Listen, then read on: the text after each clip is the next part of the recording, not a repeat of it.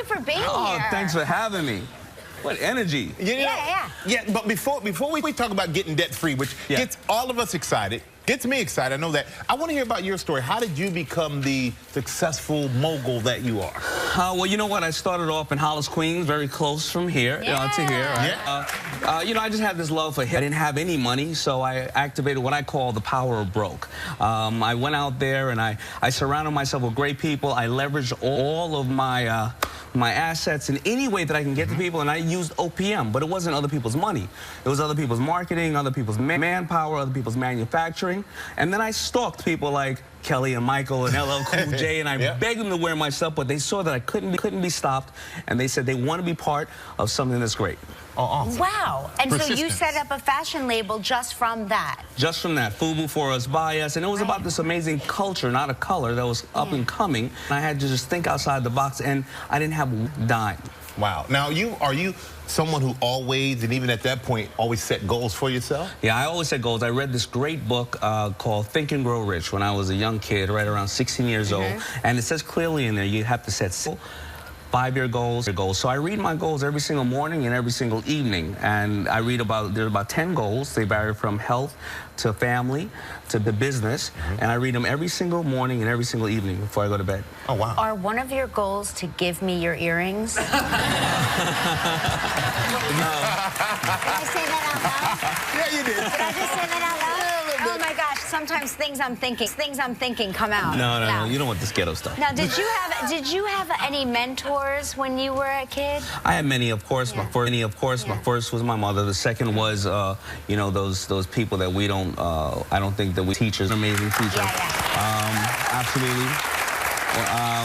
But I mean, one of my biggest mentors was a man who operated a small store in Hollis, Queens. It was a grocery store. I just go there every day after school, sweep up, and he would teach me about business. So a lot of times people want mentors like the Mark Cubans of the world or the Kevin O'Leary. Well, not Kevin O'Leary, but you know, those type of people. But you can go to your local neighborhood, and a successful business owner that's been there 20 years, they've been through all the same things: recessions, gas shortages, competition, and they can teach you a lot.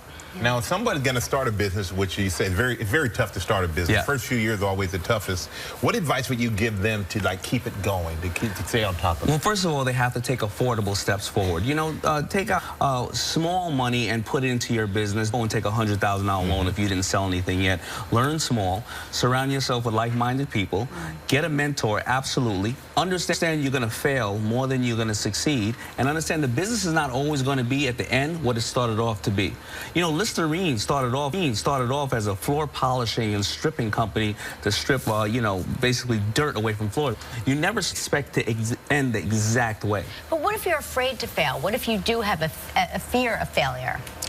Well, first of all, you have to face your fears, because think about it. I think moms are the ultimate entrepreneurs. They have this beautiful child. There's all the books in the world on how you're going to raise a child step by step by step. You throw that out as soon as you have the baby, and you figure it out. Right? You figure it out, and you just take affordable steps, and you learn. And that's exactly what a business is. You're going to fail, but you're going to learn from that, and you're going to grow. And if you don't like failing, then you don't have passion for what you're doing. I'm sure you guys just didn't wake up as broadcasters or amazing athlete in the field or step in front, slam the door in your face more than they accepted you. Very true, very true. And we got to take a break, man. I love this talk. And when we come back, Daymond's going to give us some great advice on how to live a debt-free life. So stay right there. We'll be right back with Daymond John. Enter live.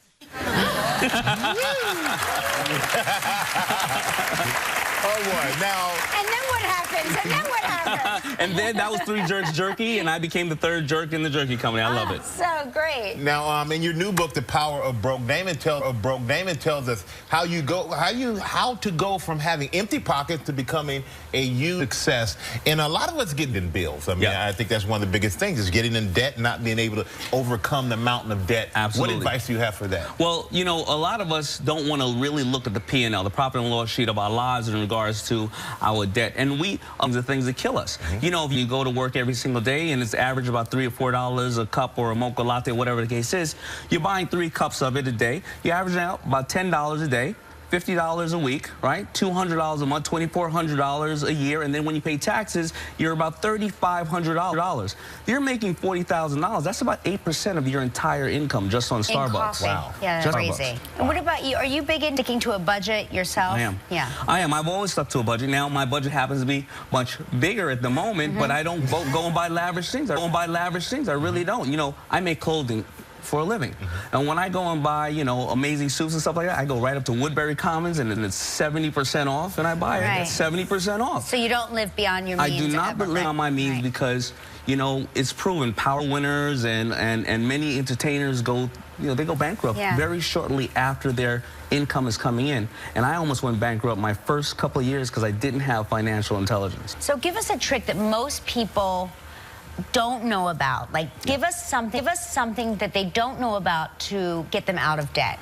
Well, the common thing is, first of all, you set your goals on what you're going to spend, but have separate accounts or separate checking accounts for things in your life. Here's the one I'm going to spend with on the kids. Here's the one I'm going to spend with on entertaining us. Always put that into your life, you know, going to the movies, going on a vacation. Here's the one for the home, the house, and here's the one for investments. And then you'll start to see which one you deplete. You'll adjust. And also, don't go out and say, all right, the mortgage on the house is only $1,500. But you have to drive 2 hours to Manhattan, so your gas is $2,000 a month. The car maintenance and the tolls are this amount, and you got to park when you get to Manhattan. Right. That means your mortgage is really $5,000. Right. Yeah. Then you need a psychiatrist. You have rage.